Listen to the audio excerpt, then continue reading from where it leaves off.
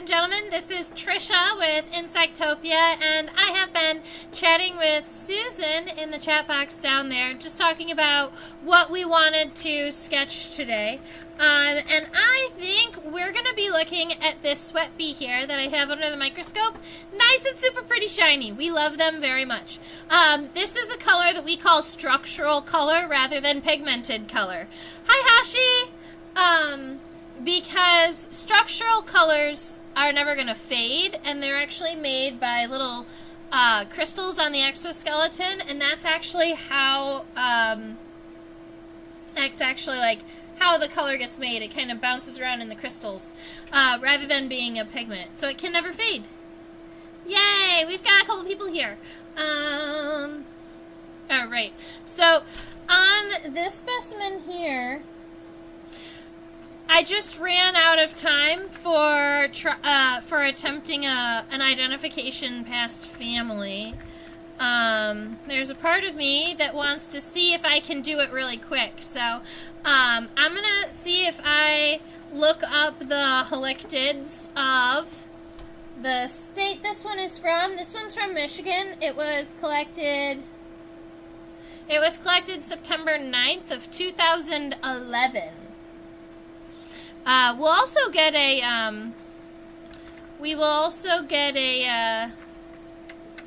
measurement really quick. Probably not going to get an ID.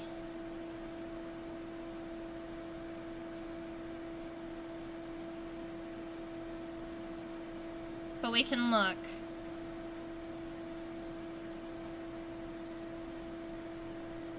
You know what's funny? It might be the pure green sweat bee. That's a pretty commonly observed species of sweat bee in Michigan where it was collected. And it looks very similar. So if I was going to attempt to picture ID this specimen, I would put it in this species here. I just shared the iNaturalist link to it. The pure green sweat bee, Agochlora pura. I might put a question mark on that one. So I'm going to go up here to the top of my paper. Let's see. Oh, just a little bit. I am in a newer setup, ladies and gents. So you may notice, let's see, I got this all figured out. Very good. Okay. You may notice you can see the microscope pieces now. They kind of just appear out of the jungle. But I guess what I could do is put me a little closer to the side. Let's see. The microscope is just going to appear out of the jungle. That's just how it's going to happen. Yes, it's a halictid. Yes, exactly. So, this is a halictid. And for sure, 100%. And then when we're talking about halictids, the common name for pretty much all of the little bees in this family are sweat bees. Now, some of them have their own even kind of further identification. So some of them have common names, like the pure green sweat bee or the, there's like a Texas one, the golden sweat bee. There's like a handful of common names, but they don't all have common names. There's a good number of them that are just scientific, and we just call them all sweat bees. Is the point. Sorry, guys. Rambling. Alrighty. So, let's see. We're going to zoom all the way out. It's going to get a little smaller, but this is how we get a proper measurement of our specimen here. Little friend. And we're going to have to take a vote in the chat if we want to draw it from a dorsal point of view or a lateral point of view. From the side or from the top, guys? The measurement from the front of the head to the back of the abdomen is 0.82 centimeters.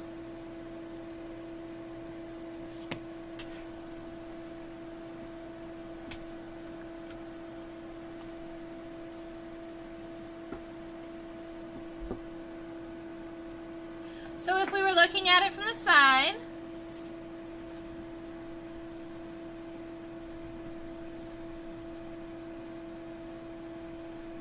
I might look at it from the other side. Yeah, we would look at it from this side. Camera twisted. There we go. We got this.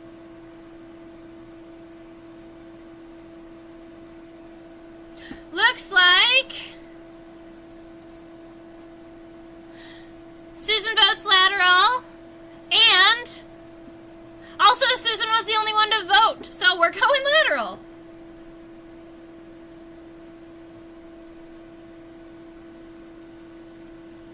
Cool.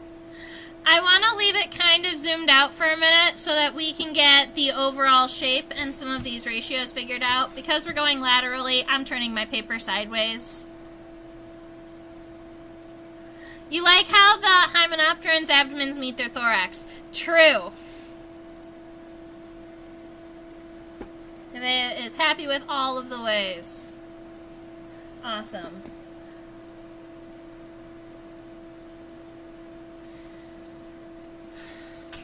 I might introduce you to some new words for hymenopterans.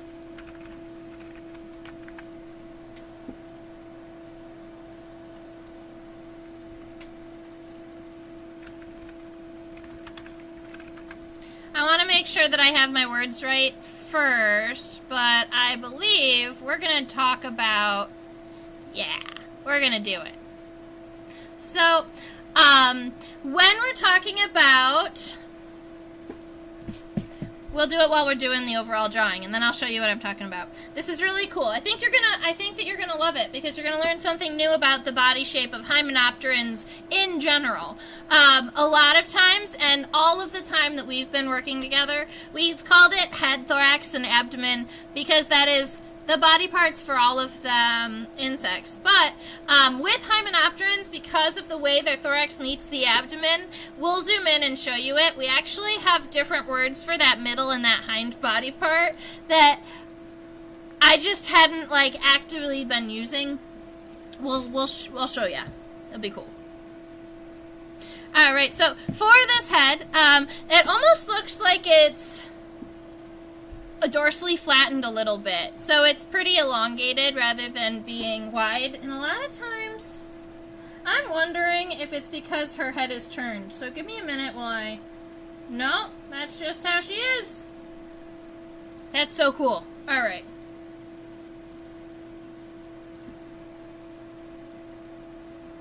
Make her even again.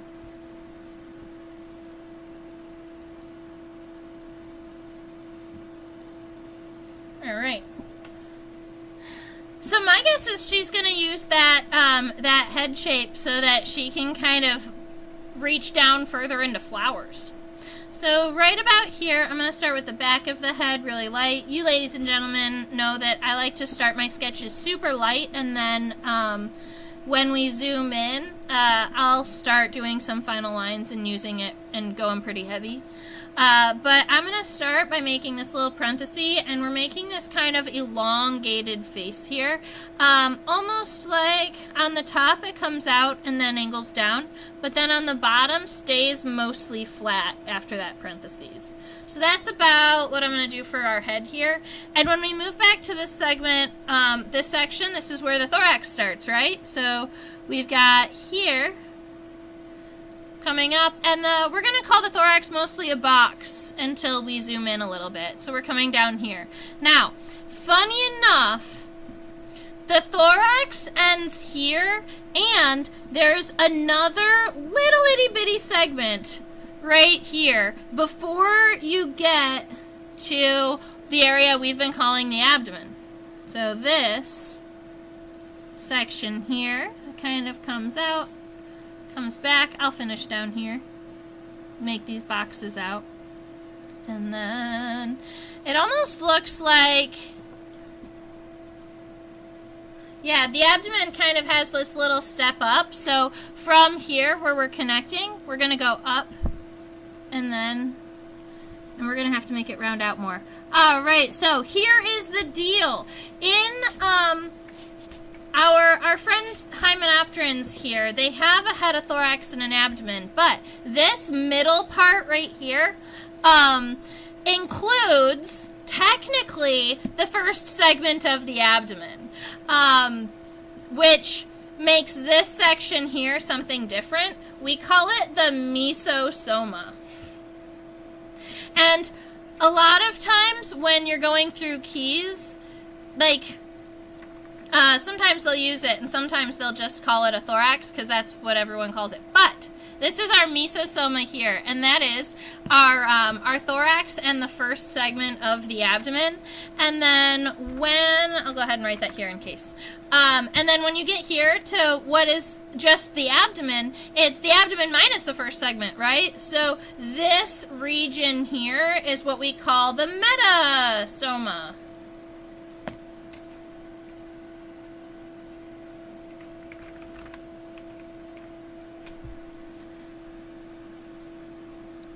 There are little golden ocelli. True, true, true. Yeah, so we've got the mesosoma and the metasoma on hymenopterans. This is specific to bees and wasps.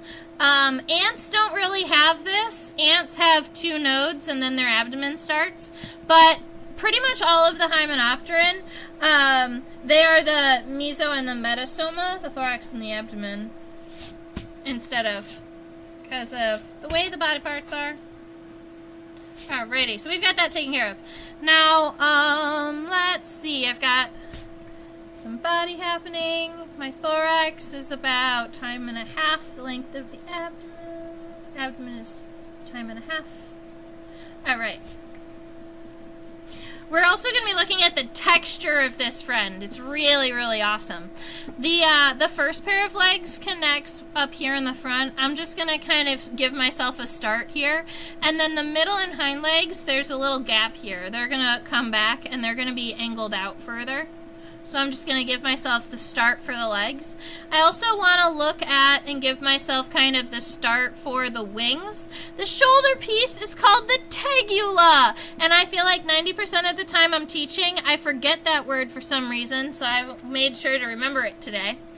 And then the tegula is where the wings come out of. So the tegula is essentially the little shoulder pad that protects all of the wing muscles inside. Does that make the head the prosoma? You know what? I almost looked that up because I figured somebody was going to ask. And I'm not sure. Let me look.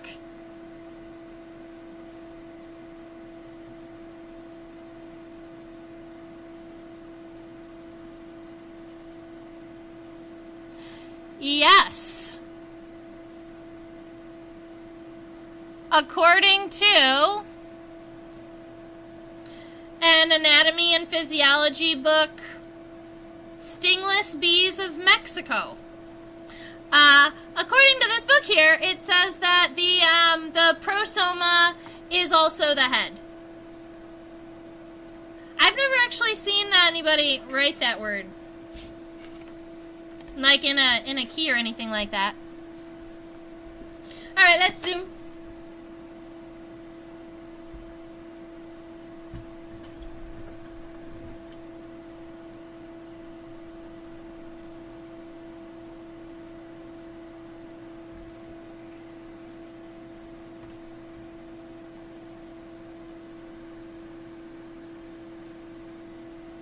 She's so cute!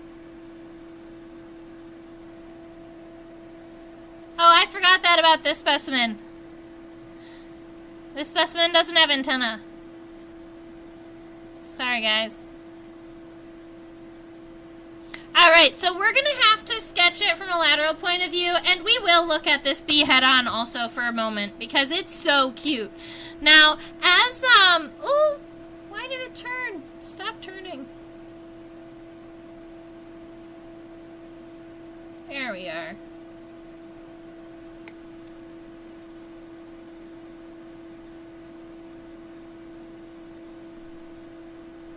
How cute. So you can see all the way down the front of the head, and you can see the mandibles. They're right here. You see you can even look at the ridges on the front side of the mandibles. So they not only come together like this, but each one of the ridges like on the side have like ridges down the length of the mandibles. That's awesome. This is the antennal socket right here. That's where the antenna should be coming out of. And I have a different species of halictid that has antenna, but I don't know if I want to use them. I don't want to draw a zombie insect with the antenna of a different species.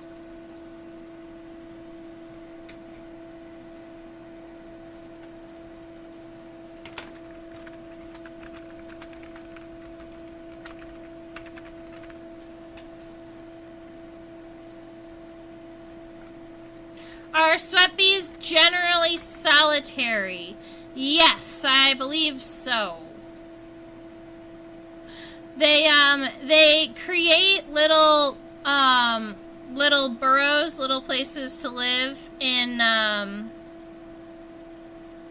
like sand or clay environments.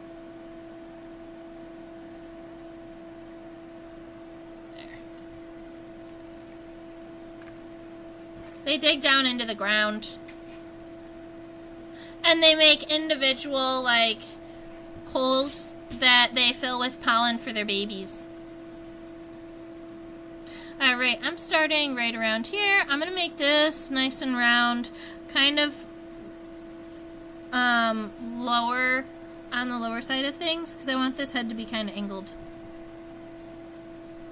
Alright, we got this. It comes around up the top of the head. You can see all three of those cute little golden ocelli up there. I love them. There is this, you can even see the notch on the head here. That's where the antenna connected to either side of. Alright, so there's that notch that's, I guess right where our nose would be, essentially. But the antenna came right out of either side of that.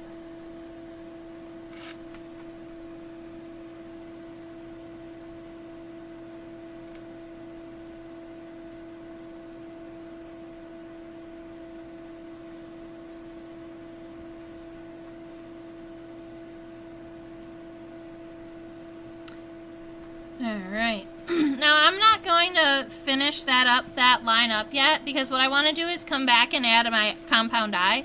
The eye does have a little bit of kind of a notch where the antenna is, so I'm just going to write that notch in now. And then we're going to round it out this way. These bees do have that reniform or kidney bean shaped eye. And then after this compound eye here, that's where that mandible, it kind of connects right there underneath the eye. And it's going to come all the way around. And it's got those series of ridges. So I'm going to create lines here for it and then make little arches. Oh, he looks so angry. Oh, I love him so much.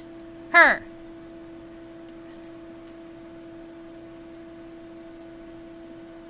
Went down the Anthophylla rabbit hole in prep for today's class. Have so many questions. Yeah, so ask away. We use that to describe leaf shapes too. Oh, cool. Very good. I love learning words that I can use in other sciences too. Alright, so here's the interesting thing. We have this double space here where the bottom of the head is coming down, but it's not going to just come up and connect to the mandibles. There's another mouth part down here, and it's a little further away from the microscope, so I'm going to focus down a little bit. You can see right there, what we are looking at is essentially the side of the tongue of this bee. And the tongue is called the glossa, spelled this way. With 2 S's, not 3. Oh, that is really cool.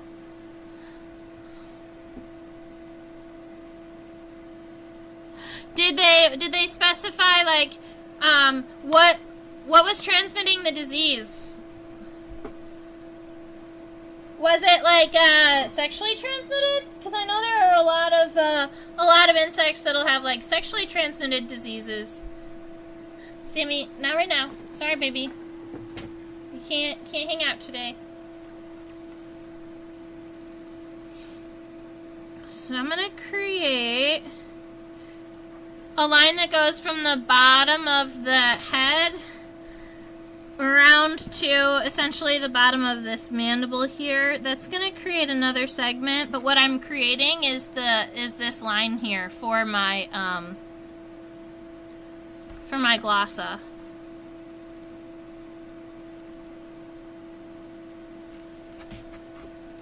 And it goes past the mandibles. And you can see it better from the front. That's why I kind of want to, I will show it to you from the front, but looks a little bit like that. And cross-hatching.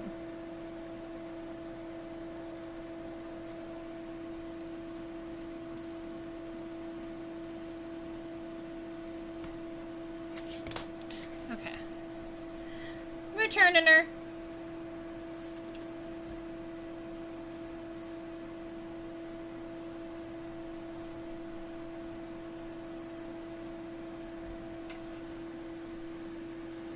Alright, from her front! This is what she looks like. She's got those... Oh, I forgot to put our ocelli here up on top.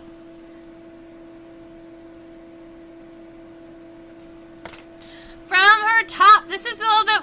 this is what she looks like from head on. So you can see those big compound eyes, those itty-bitty simple eyes up there on the top.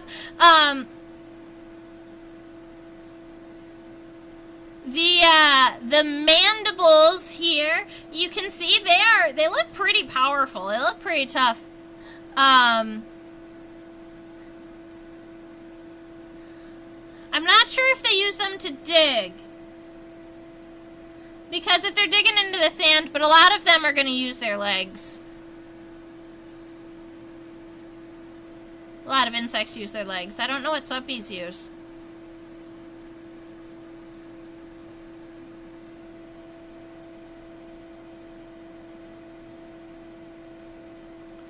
How does one make an offering? Wait. How does one make an offering of their sweat to a sweat bee? Can you do the thing Susan does for butterflies where you have some sweat on your finger and they'll land on you? That's so funny. Yes, kind of. You can do that. If you go into a field and you're collecting insects and you've been there for a while and you start getting really sweaty, they will just start landing on you. Like, you become you become an attractant to them. And so you kind of have to be careful if you're out in a field for too long, especially if there's like a lot of wildflowers, because if you get a lot of wildflowers, you end up with a lot of sweat bees, and if they land on you and you smack at them, then, like, because you don't realize what it is, then you get stung, rather than just getting, you know, bit by a mosquito. So that's like a fun, interesting thing that has definitely happened to me while I was collecting. Alright, I'm not drawing her from head on, I just wanted to show it to you. Because then, underneath the mandibles, that right there is the glossa.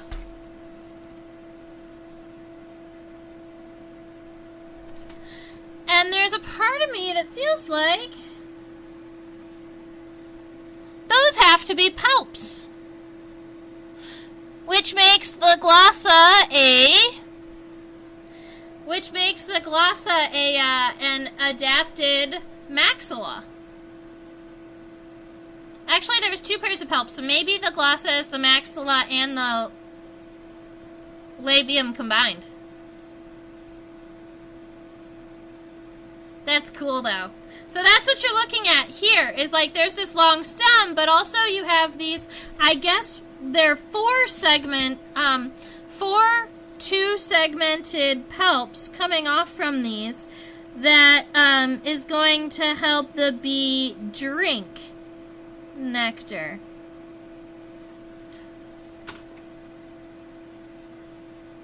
Yeah, that's what it looks like. The palps are connected to the glossa. Exactly.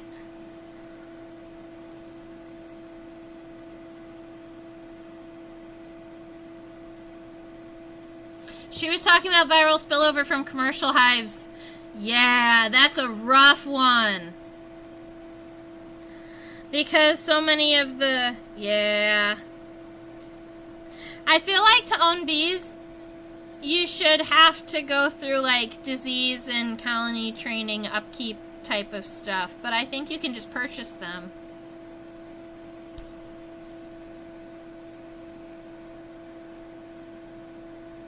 Alright.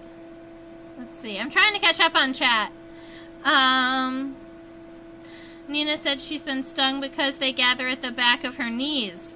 Yeah, exactly. I've been stung multiple times, like on the inside of my elbow as I'm going around and I'm sweep netting, and then they'll just land on you, and you go and you bend your elbows and you get stung. It's not fun.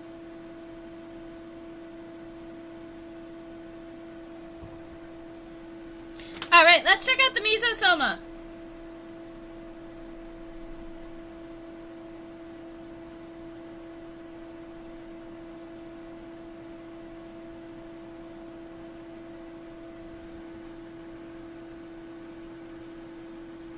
If I zoom out a little bit, then I wonder if this is what's happening. No.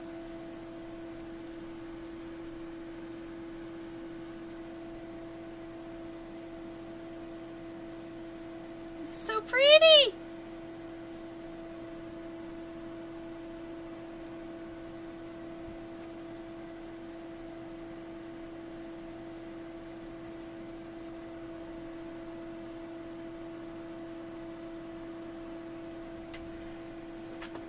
Good. I like to make sure it's in the right spot. About bee hotels. Yeah, exactly.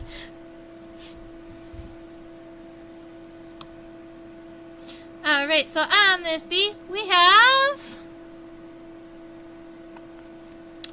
The head is connected to a stalk right around, the head is connected on a narrow piece right around here. So we're imagining this mesosoma. Now, the thing that I'm noticing with the mesosoma is that it's not actually as much of a box. What did I just do?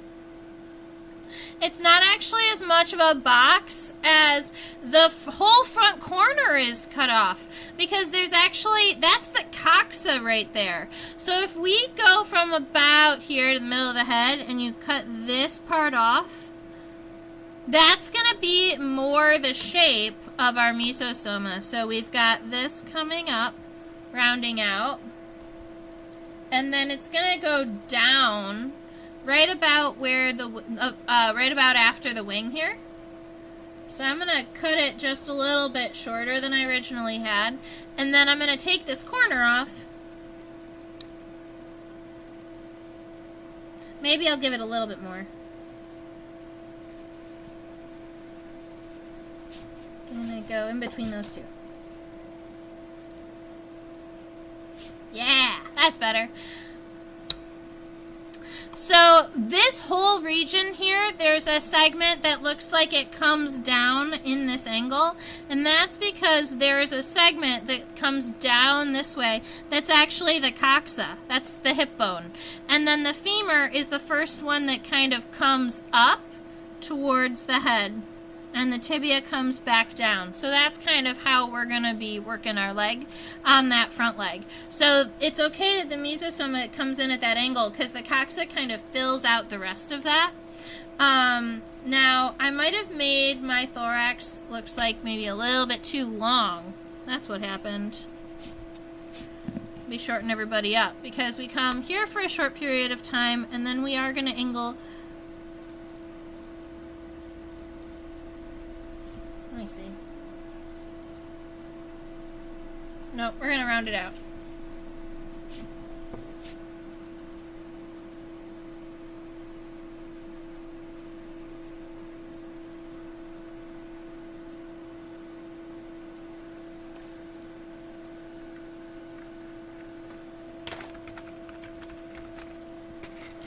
Alrighty, so we are looking at our friend here. Let's see, right about, boop, boop, boop, boop, boop. I think what happened is that I'm going to have to move where my wing is connected, and it's been throwing me off just a little bit, so I'm going to take it off. This is just going to come straight down.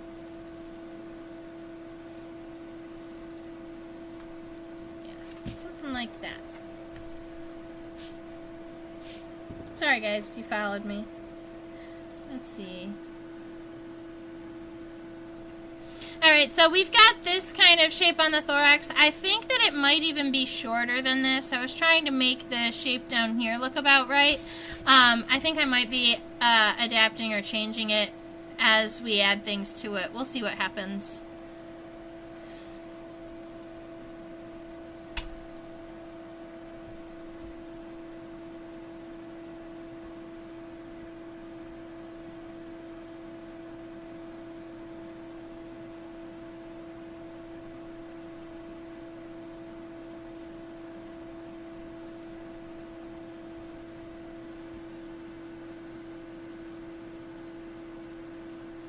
So pretty. Okay. Now we're looking at the metasoma. So I might be able to show you the first segment of the true abdomen, just so that you can point it out.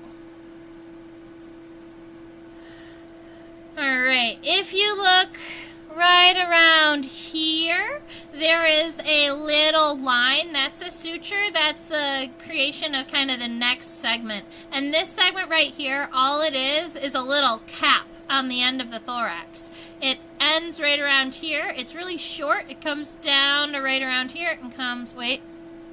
Yeah, right around here, and then it comes back. That little segment is actually the first segment of the abdomen, which is why we can't, which is why we have to consider them technically a mesosoma and a metasoma. I had, you know.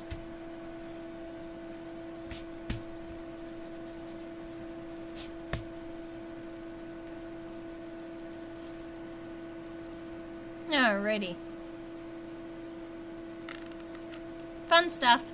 Alright, so this first segment of the abdomen is more roundy than I originally thought it was going to be. That's awesome. And it looks like it's just about as tall as the body. So let's see, we're connecting down here. We've got a little bit of that, we've got a little bit of a waist happening, and we've got it come up nice and rounded.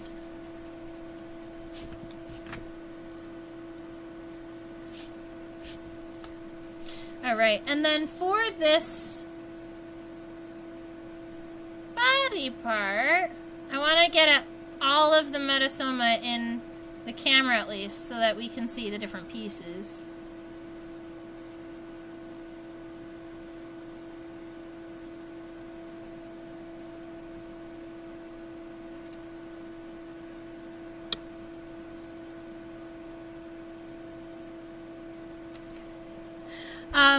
For this one, I was trying to see if I could count the number of abdominal segments.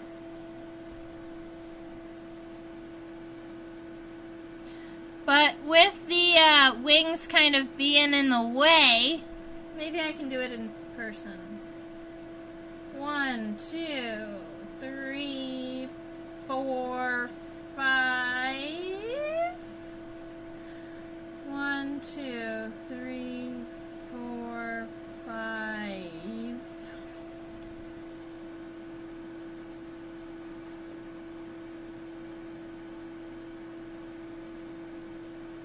I'm going to say there are 5 abdominal segments.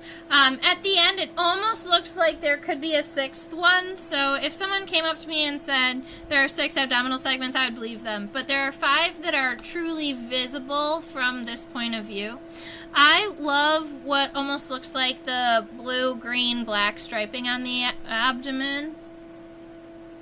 Anyway, coming up here, I want to kind of try and like lightly subdivide what I already have this abdomen here. So I've got something like 1, and that first one is going to be that segment that kind of went up before it goes out. Yeah. The next one is longer than the first one. Something in that region. The third one's about the length of the first one, so 3. And then you have one that angles this way. Now, this segment here almost looks like there could be 2, but I think that it's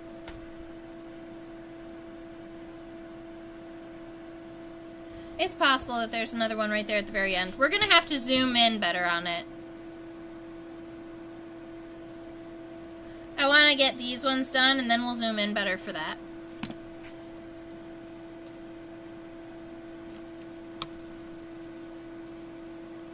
What makes it abdomen and not thorax? Ah, great question. So, the first segment, let's see. What makes it abdomen and not thorax? There are only 3 segments in the thorax. So, the head is one full body part. The exoskeleton is all kind of like, there are different plates, but the head is defined.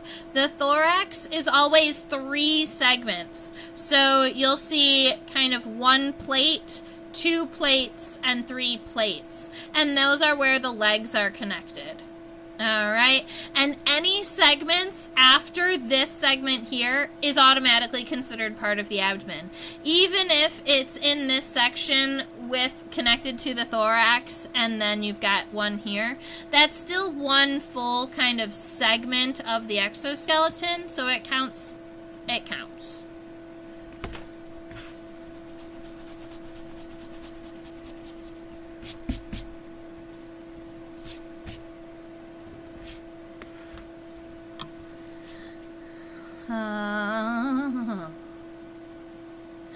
Sorry, sometimes there's a delay between your guys' reaction and when I'm talking, and so I would have stopped when you said got it, except that I didn't get the word got it until the end of when I was talking. Sorry. So that first segment comes up and rounds out, and then the next segments are going to all kind of come out this way. You know, when we do bees and wasps, these segments can kind of tuck into one another. Oh, right, we've got to fix this.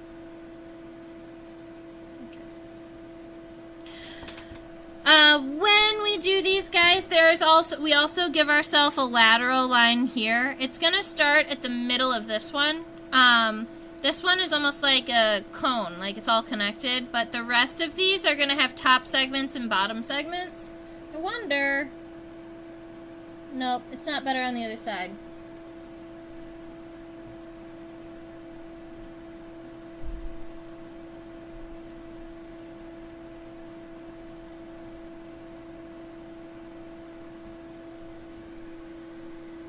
You can almost see the edges of the top segments. Yeah, you can. All right. Right there. So you can see right about here where the top segments, or the top sclerites, are meeting the bottom sclerites.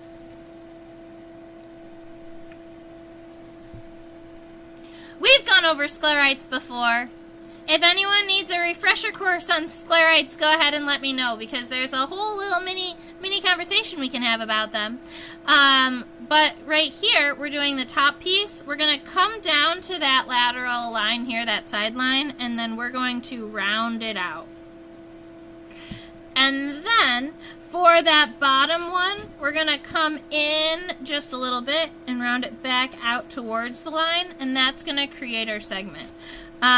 Each one of the bottom segments is going to connect evenly, whereas the top segments are going to be like they could stack into one another.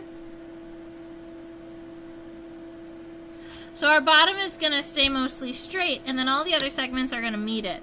So we're going to go underneath this line here, go out to where our lines cross, and come down. But then once you get to that lateral line, you're going to kind of give it an angle back and go all the way back to where it meets here. Because that way, you end up with these segments that are all stacked correctly. And this last one is on an angle for a reason, so make sure that you give that angle. And, oops, you got to see my floor for a minute. It comes back to an angle. Just make sure that you end up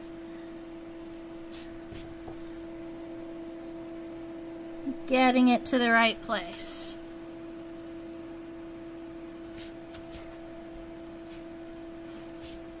Now, I want to zoom in on the very end and see if we can...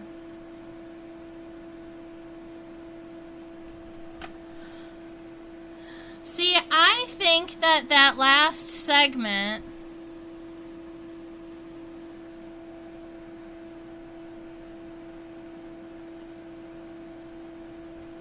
Yeah. So the lateral line is going to stop here, I believe, and this last segment is one piece. It's going to come up and then down.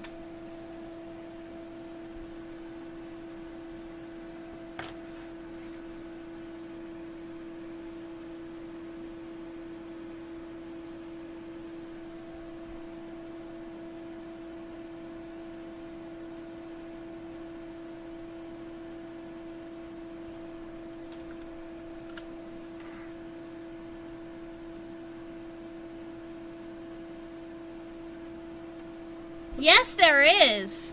Cool.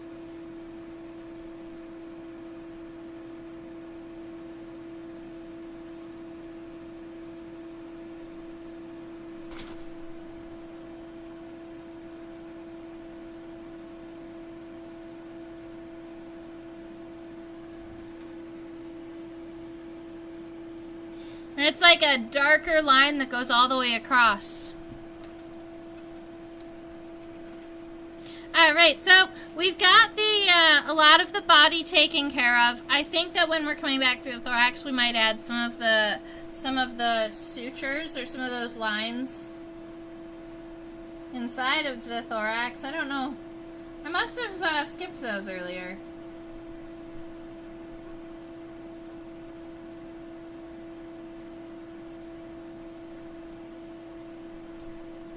Look at those legs.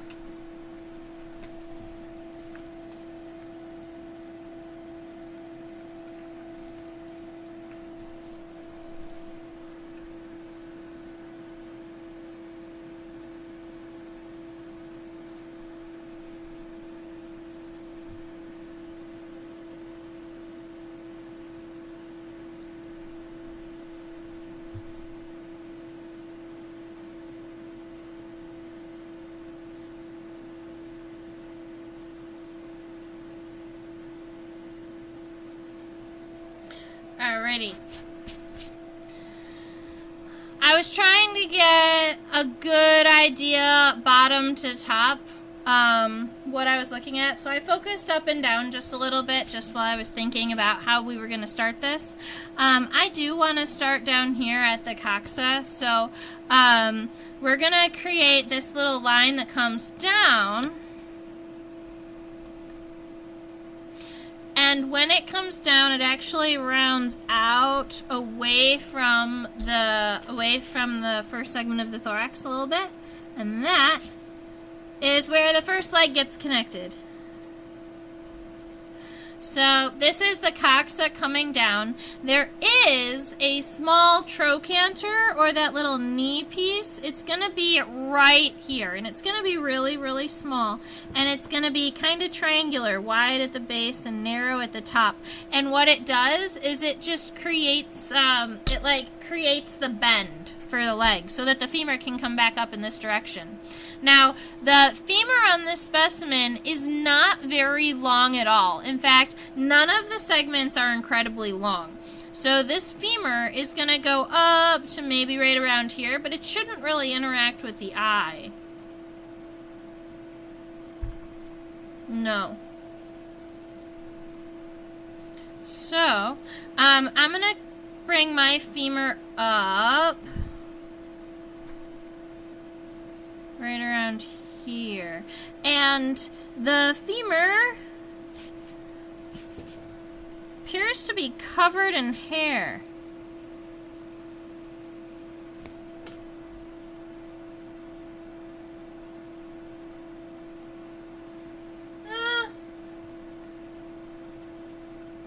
It's like very, very light white hair. It's not like thick, coarse hair that you would hold pollen with. The tibia has hair that looks a little bit more coarse that you could hold pollen with.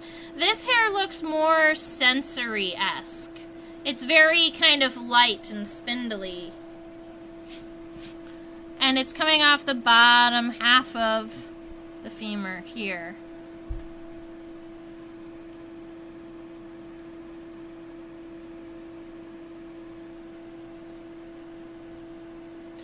Her tibia is about half the length of the eye, so that'll give you an idea. Starting narrow and getting wider, kind of as so. And you can see there are those nice long hairs, those like a really coarse, thick hairs here. And those are going to be able to hold pollen. The rest of the segments after this one are tarsal segments. They're toe segments. I believe that they have 5, but we're going to go ahead and recount right now. There's that long rectangular segment. That long thin one is a tarsal segment. It's the first one, it's kind of like so. Alright. And then it looks like we have 3 triangular segments, or like ice cream cone segments. 1, 2, 3. And then you've got the long raindrop shaped segment with the heart, with the claws. The claws! The little tarsal claws.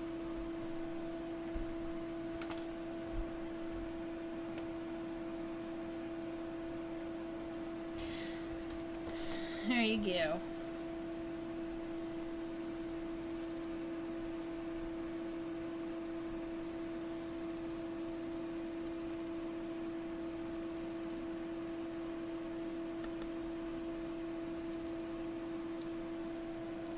Cool.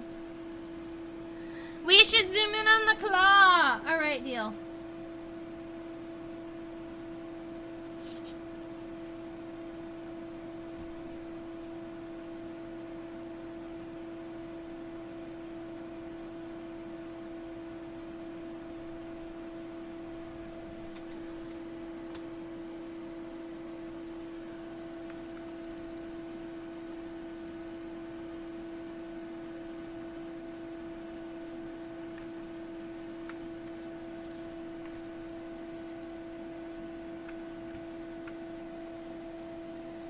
That's what it looks like.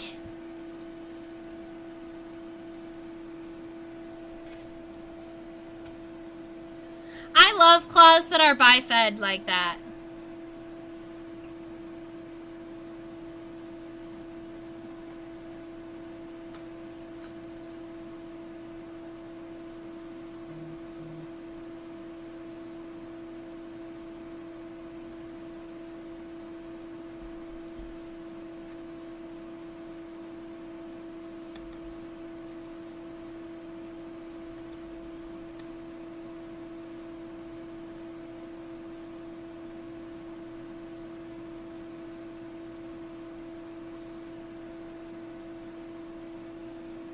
What is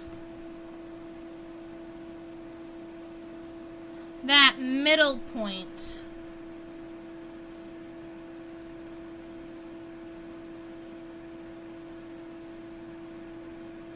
I believe that it's the bottom of the previous tarsal segment.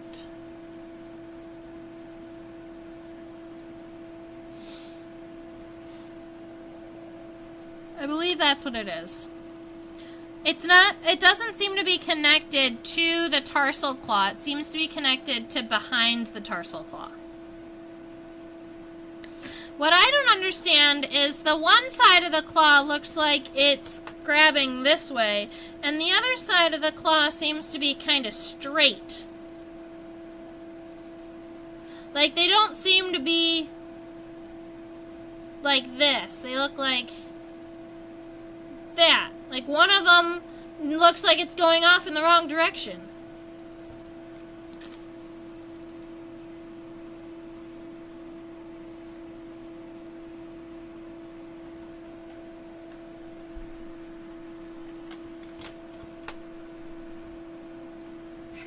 Alrighty. I think we've got enough of the claw. Let me know if you want it back, because as it turns out, I took a picture of it. So we'll be able to go back and look at it if we want again. Haha. Fun stuff.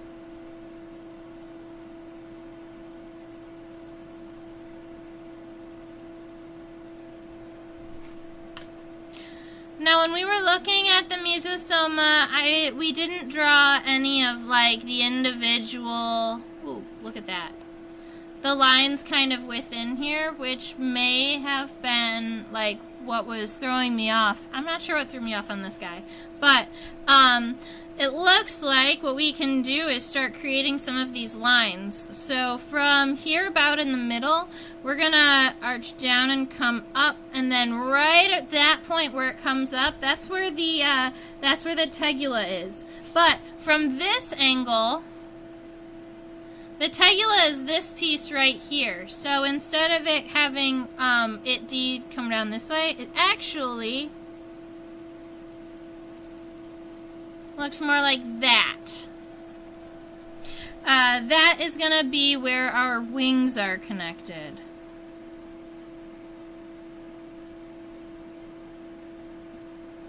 And it's also what protects the wing venation. Now we've got... the last segment of the abdomen I already showed you is way back there. No legs are connected to it. Underneath the wing, we do have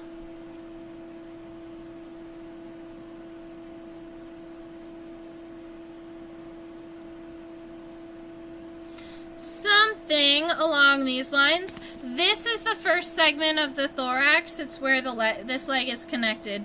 The second segment of the thorax is going to connect its leg right around here. And then the third segment, you see this little piece that comes down? That's where that one's going to be connected. And that's why they're kind of so close together. Now, I feel like I need more light, but I have the same amount of light as I always have had.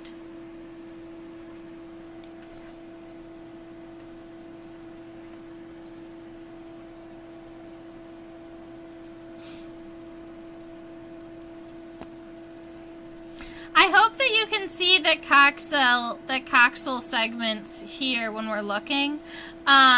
This one for the middle is right here. It comes out in this direction, and then it comes back, and it connects to the side of the thorax here. So if we are looking, it's probably going to connect something along these lines, and we're going to get rid of a piece of that. We're going to end up making this body arch up a little bit more, but that's okay. So we've got this triangle here. That's going to be the coxal segment. The femur is actually coming towards us a little bit, but I'm just going to bring it up and back.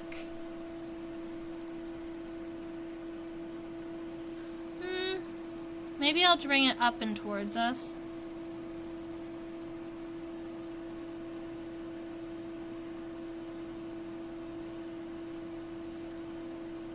From this angle, that is definitely a tibial spine. I wonder, I didn't see one on the front leg, but also we were looking at it from a completely lateral view. So it's possible that it was on the inside of the leg and we didn't see it. Alright, I'm going to imagine the femur coming up in this direction, and then the tibia is going to be coming down pretty much right after. So I would have ended up erasing most of the femur. So this is what I'm going to do. I'm going to do it really lightly. And then I'm going to start the tibia. Tibia is going to come down like this. And then I will draw the femur in. And then erase all of the other lines that are now in the middle of my leg.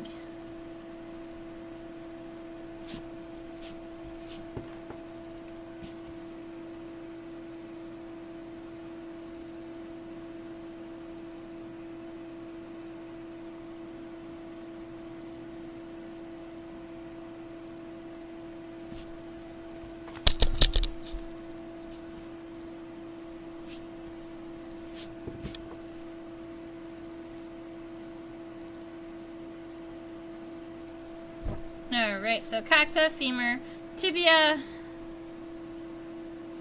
Tibia might need to be less.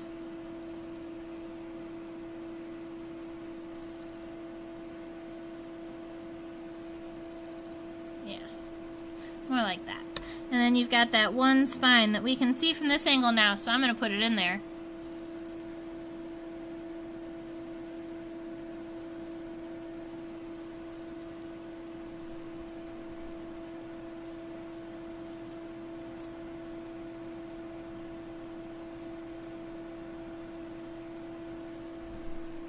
One, two, three, four, five. You know what? That middle thing's got to be something. Let me look at it from a different view.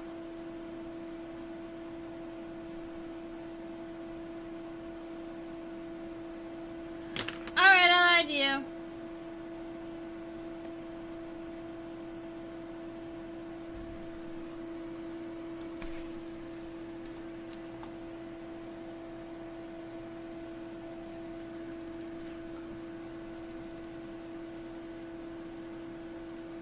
What?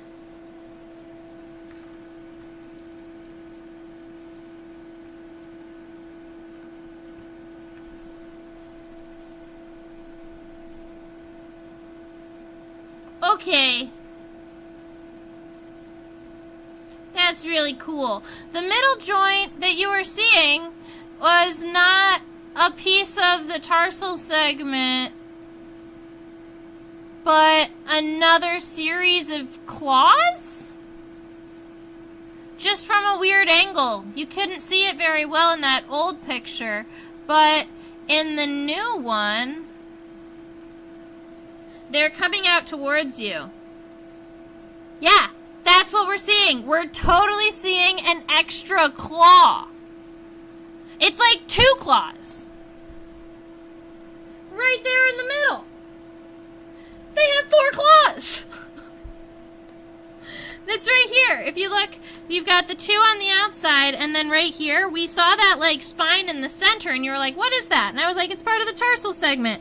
It's actually like 2 more spines.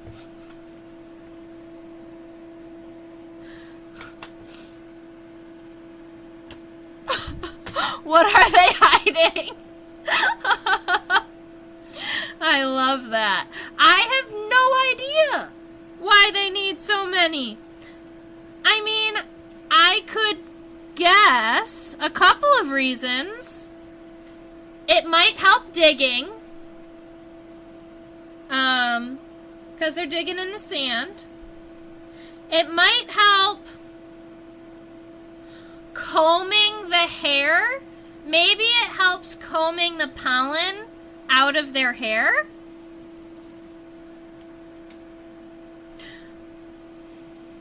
I would think that if it was for like forming chambers or something, that you would end up with that on the middle or the hind legs and not really the front leg. Not so vegetarian after all. I mean, pollen is a protein.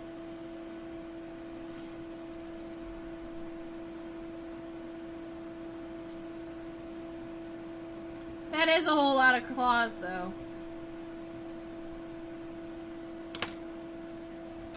That's so cool. It's like a scary number of claws. And then from this point of view, it only looks like a little piece. We flipped it in the other direction so that I could see it from a new angle. But like, oh, from this way, those two spines in the middle, they just look like an extension of the tarsal segment right here. Huh? Cool. Awesome. I'm happy.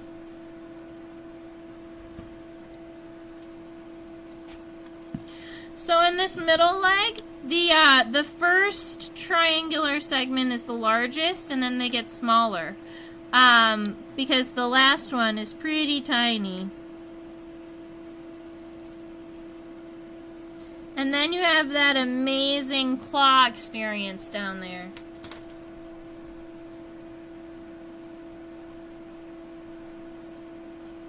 Now the hind leg has longer segments.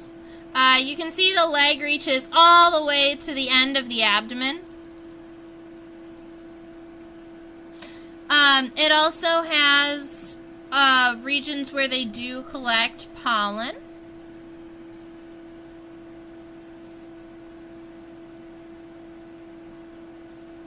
Do they have them on the other feet?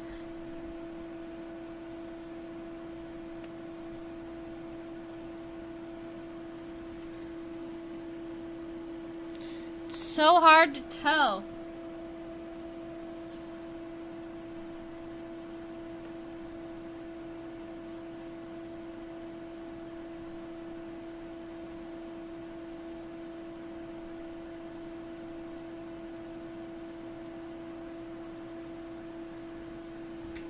It appears to be yes. This is the hind leg.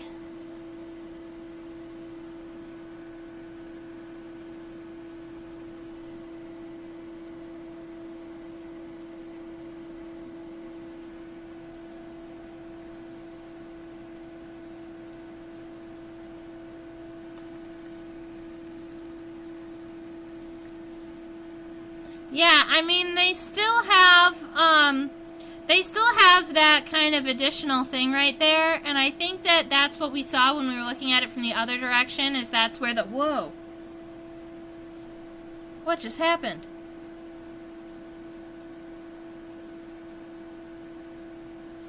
That was weird. But, that's where the, those extra claws were. Alright, so let's do that hind leg.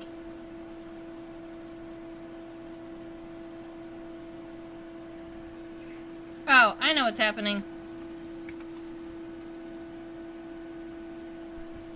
I keep zooming in and then forget I'm zoomed in, and I wonder why everything is so close.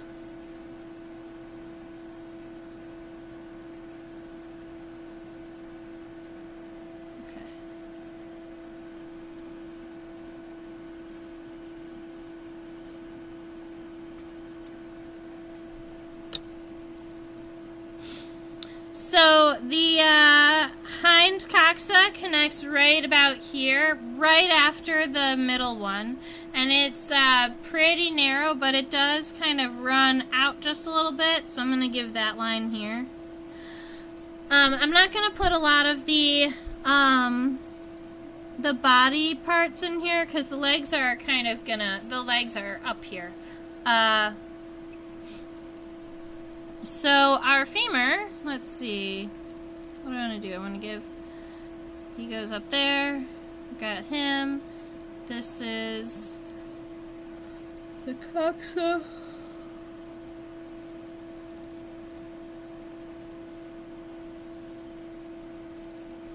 The leg is going to go past the abdomen because I'm going to stretch the femur out just a little bit. In this specimen, the femur is looking kind of closer to angled towards us, and I'm going to angle it away just a little bit. Just going to make it go out more like this. Got a femur coming out in this direction. I want it to be wider.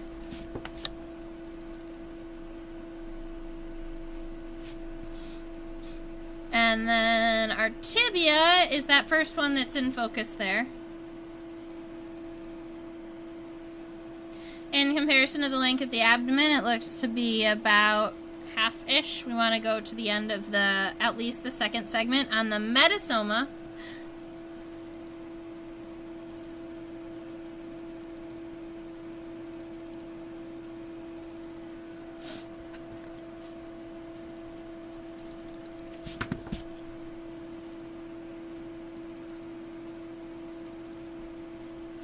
Alright, so we've got that longer segment, and it is absolutely covered in CT! It's covered in hairs. Bloop, bloop, bloop, bloop, bloop, bloop, bloop, bloop, bloop, bloop, bloop, bloop. And another layer. Yay, final layer of CD. So we've got all that CD on that high tibia. Now we have 5 tarsal segments, one of which is a fairly long cetose rectangle. Right around that range. Yeah, probably the length of an abdominal segment.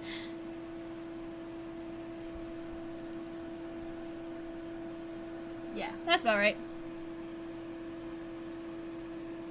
Now we have 3 more segments before the raindrop with the claw. So for here, I have a smaller rectangular shape before we jump into the cone or the triangle shapes, 2 of which.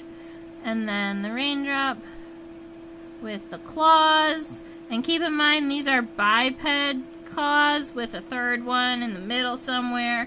So, I mean, if you're drawing your bee large enough to get all that detail in, you definitely should. I am not drawing it large enough to get the details in the very itty-bitty bases of the tarsal claws sketched out.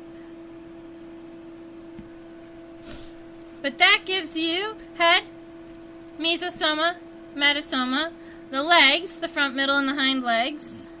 So now all we have to do are the wings.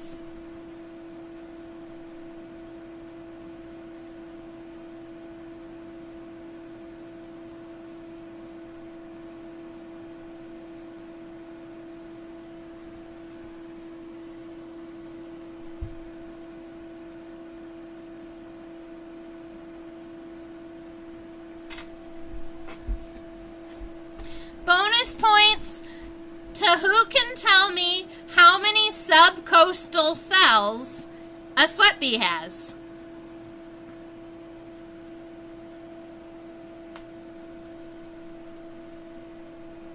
The length of the wings do go past the length of the body here. I'm going to come out just past. I'm doing this lightly so that I can get a kind of an idea where my wings are going first. I'm going to give it kind of a point here, a little bit past the wings. I'm going to come back towards the body kind of in a downward shape. And then once I hit a little bit into that abdomen, what I'm going to do is I'm going to give it pretty much a straight line back to where we were. I think that's actually a decent shape. I'm pretty happy with that. Uh-oh, that means I need to remember what the costa is. That's true.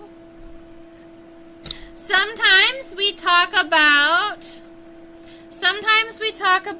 the coastal cells, and sometimes we've mentioned the coastal vein. I'm going to finish this outline and then I will tell you what it is. I'm not going to hold you in complete suspense.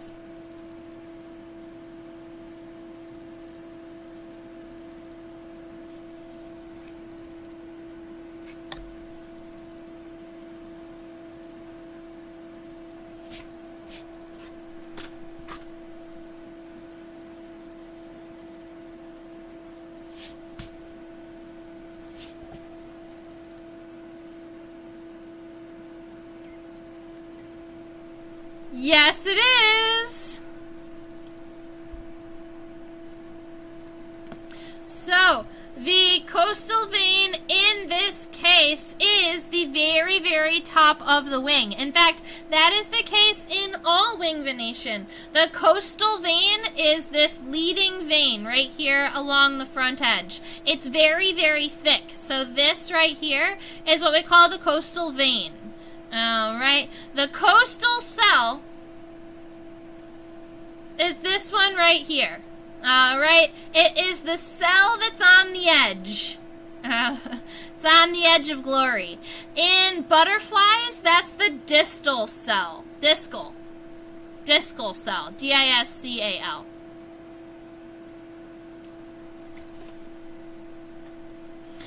And yes, go Susan! I'm so happy that I'm wondering how many of us were looking back in our old notes, but yes, that is totally it. And then on a dragonfly, the big impressive vein is just below the leading edge. That's true!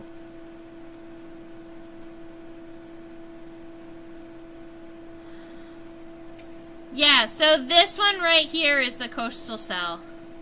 There is another cell right here, and it does have a name. I don't remember what it is. So if we were coming here, I'm going to add the stigma first. Ah, stigma, that's another word.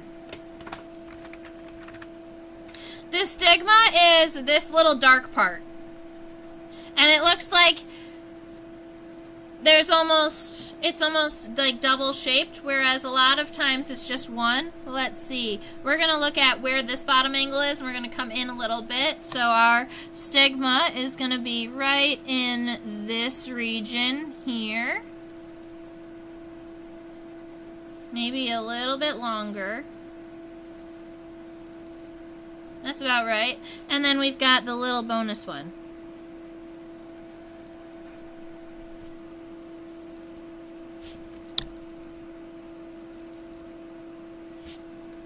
Yeah. Alright, so the coastal vein. I just like to make sure that the leading edge of my wing is nice and dark, because not only is that a line for my friend here, but it is an actual vein. Once you get here, the coastal vein doesn't go all the way to the point right here. It actually stops right around here. Alright, so it stops. And then, from the middle of the stigma, we come out, we go up. That is the coastal cell. So the subcoastal cells will come all the way back around now. There are 3 subcoastal cells. They are here, here, and here. That means the 3 cells that are underneath the costa. So if we come back from this half here, I'm going to come back at an angle. That's going to be a little Y. And then it's coming up to just underneath here. And I get 1. And I'm going to come down a little bit further. And I get 2. And then the third one comes out like this. And it is like a little S-shaped. And sometimes, I'm not sure if it's the case in this one, but sometimes that S-shaped vein there counts for something. It helps you identify it. But I don't remember what the character is. Actually, I've got my Hymenoptera book right here with me, so let me look really quick. I have my cheat sheets next to me, and I haven't even used them. Oh, man. Ah! The M vein. Okay, I'm glad I looked. So, some of you may wonder what the difference is between a halictid, the sweat bees, and then an andrenid. They look very, very similarly. They're both kind of small, fluffy-looking bees. Andrenids tend to not be as metallic, so that's one characteristic. But other than the color, we like to have an actual true defining characteristic. Now, we already have this kind of angled vein from the bottom of the stigma, but from here, there is another vein that comes down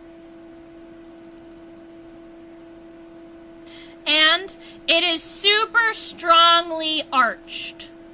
It's right here. Goes here, and it rounds out, and it has this really, really wide arch. It's not straight. It doesn't go from here to here straight. There's this really wide arch. And that is our defining characteristic for sweat bees. That is what we call the M vein. Is arched. And that is, along with the fact that there are 3 subcostal cells, is how we can tell that this is a sweat bee. Other than the fact that it's beautiful and metallic and gorgeous. And the rest of these veins don't matter as much, so I'm just going to finish them up really quick.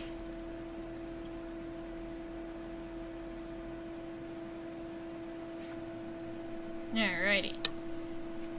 Something like that. He's so cute. I really want to add his, like, they have elbowed antenna, but this specimen doesn't have them, so I'm going to leave him alone for now. He's so cute! Did we do well? Are there other areas of this bee that you want to see?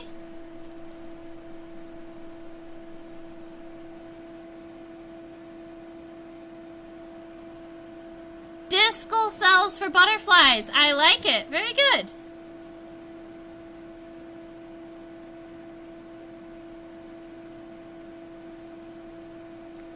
We should make Trisha pull out her wing venation notes. I have so many wonderful... If we want to take a day and really dive into wing venation, we can do that. Do you want to do wing venation next week? Because we could talk about, we could spend the time talking wing venation, and how the naming system for the cells in the veins works. It gets a little bit complex.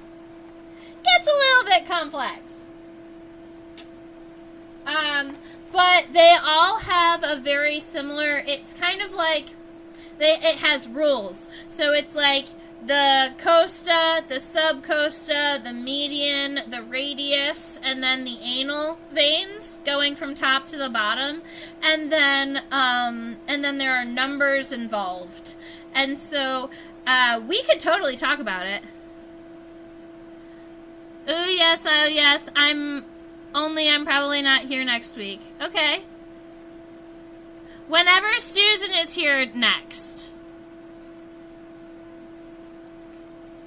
Okay, so what we'll do is I will prepare wing venation information for us, because it's better to be prepared anyway, and I do have a little bit of, like, rereading my notes to catch up on all of the, on the systems, so I'll plan for Susan being here, and if she's not here, then we will just pick a bee or a bug, and we'll draw it, and then we'll do it the next week.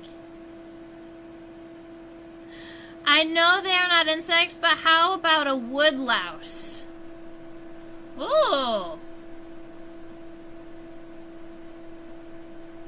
I mean, that could be kind of cute. We could do a roly-poly.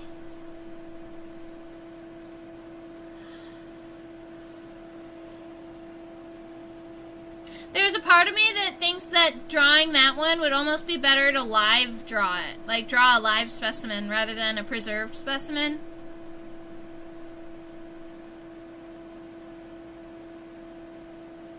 They have a whole lot of legs. Woodlouse have 10 legs. They're decapods.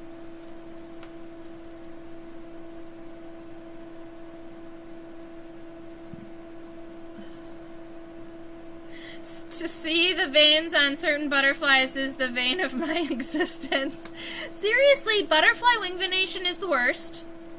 100%. I would say that, like, my least favorite insects to identify are flies because they rely so heavily on the hairs on the thorax. But if you're talking specifically wing venation, I am not a fan of butterflies. Because the thing is that so many times you can't see the veins past the, scales. And that makes me sad to ruin a specimen just to identify it.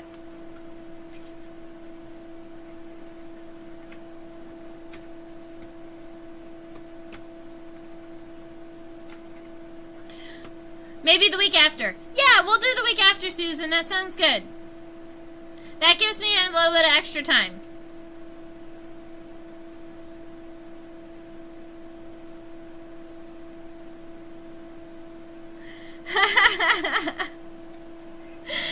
I love you ladies. It's so much fun to just hang out with us. It's just so much fun to hang out and talk bugs.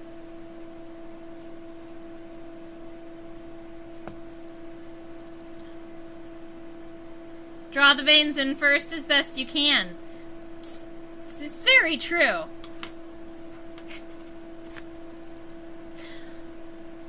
It's like, it depends on which way you are, like, which minded you are. Because sometimes it might be easier to add some of the coloration in if you know about a third in or 2/3 in, and then the veins can hit the colors too.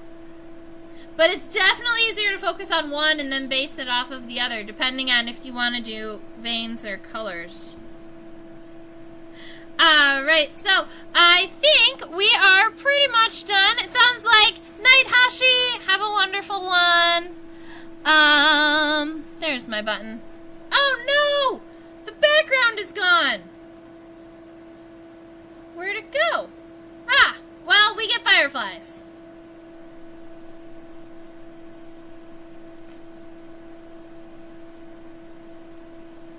Oh no! Susan went into a descent of madness. That's a rough one. Yeah, I'm not a big fan of drawing butterflies in general, just because of the wing venation color issue. Alright, I hope that you all, maybe you can see this one in its entirety. So this is what my specimen looks like in its entirety. I hope that you all have a wonderful night. I teach on OutSchool to young students. I have a YouTube channel. This right here is where you can choose to donate if you would like. And right about here is my email address. You can shoot me an email, send me your pictures, send me your bug questions, hang out with me. You know, all of the things. Set up times for me to come and visit you.